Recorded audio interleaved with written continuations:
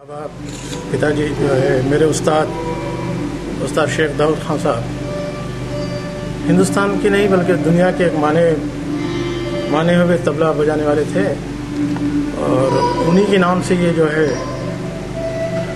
समिति बनी है और इसके जो भी काम कर रहे हैं हमारे पर्टिकुलर डॉक्टर साहब जो हैं रवि कुमार जी और धनवंत हैं, श्रीकांत हैं और भी लोग हैं और डॉक्टर साहनी साहब हैं।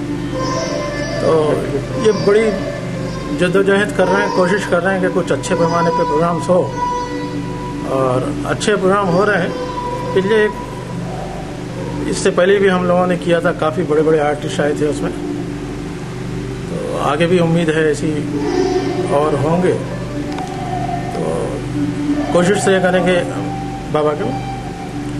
तो बाबा के बारे में ये है कि भाई दाऊद खान साहब आज सारी दुनिया में जाने पहचाना नाम है और वो एक ही उस्ताद ऐसे थे जो 4 जनरेशन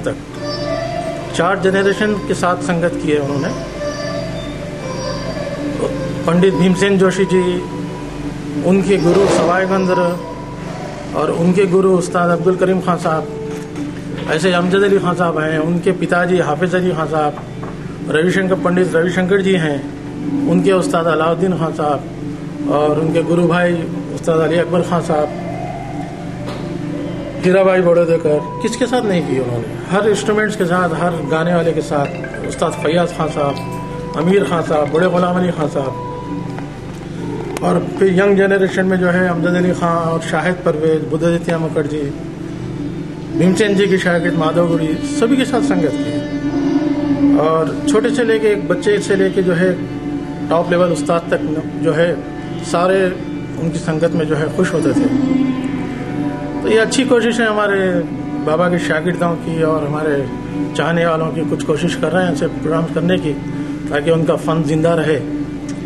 तो मैं बहुत शुक्रगुजार हूँ डॉक्टर रवि कुमार और डॉक्टर साहनी और तमाम हमारे शागिर्दों का, वो कोशिश कर रहे हैं। तो उम्मीद है आगे चल के और कुछ अच्छा करें। हाँ साहब, उस्ताद शेख दाऊद खान मेरे पिताजी बाबा जो है हैदराबाद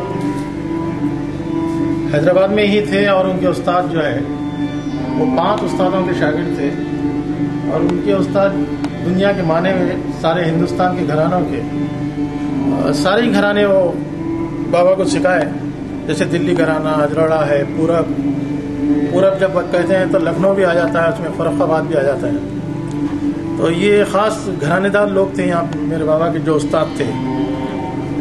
5 उस्ताद से गंडाबंद बाकायदा वो शागिर्द बने। उसके बावजूद भी और 3 उस्तादों से जो है सबक हासिल किया था, जिन्होंने खुश होकर बाबा को गिफ्ट एज ए गिफ्ट तोहफे के तौर पे अपने ख़ानदानी बंदिशें जो है दी थी। उसमें पंजाब भी है और पखावज भी है।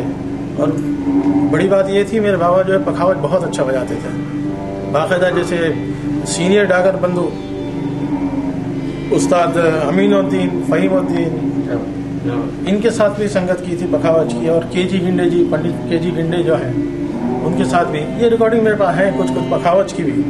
और पखावज बहुत अच्छा बजाते थे। और यहाँ पे जो ऑल इंडिया रेडियो यानी निज़ाम रेडियो था, उसका इनाग्रेशन फंक्शन भी जो है मेरे बाबा उस्ताद दाऊद खान साहब के तबले से हुआ था।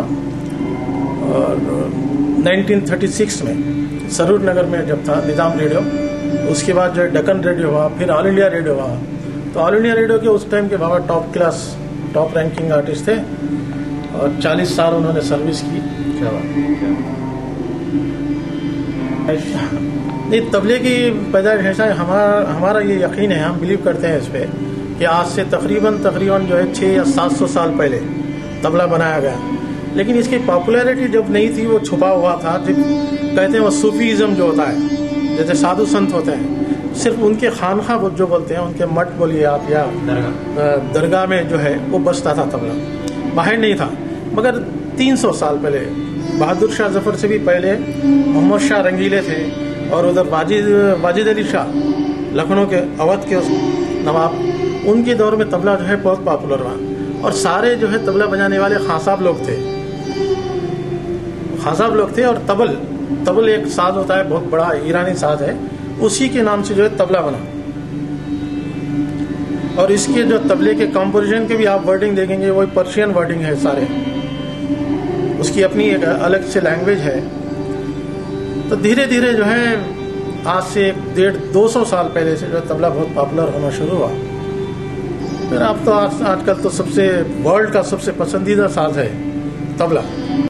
आपको तबला ज़रूर मिलेगा। आजकल तो ये हो रहा है कि अमेरिकन जो कई टीवी सीरियल्स हैं उसमें भी तबला सुनाई दे रहा है आपको। अभी हाल में एक इंग्लिश पिक्चर देख रहा था, उसकी सारा जो कुछ जो है बैकग्राउंड म्यूजिक तबले का है। तो इस वक्त वर्ल्ड में सबसे जो है पॉपुलर और मशहूर साज अगर कोई है तो वो तबला और सितार है। To honor and thank a guru is to perform what we have learned from him, and a teacher is always living in his students, and the students should propagate what they have learned from the teacher and push it forward into the next generation, and that is how art and music and culture lives in the world. What we do today is to honor our guru and to perform on the stage what we have learned from him and propagate our music, art and culture for our future generations to come. So you are learned from whom, sir? So you please share that on us. What period you are learned now? Yes. Being the last disciple of Ustad Sheikh Dawood Khan Sahab, I have the honor of conducting this annual festival, and I take full pride and I feel it's a privilege to have this festival and share it with so many of his disciples who are all over the world today propagating music. In our busy lives today, as a doctor and a cancer specialist, I have to recommend that music is the ultimate thing that can calm the mind and give you solace and peace in this world. So music is for everybody, and a particular kind of music is liked by particular kind of person, and whoever enjoys whatever type of music, they should pursue it because it should be a part of your life, especially in the fast moving world.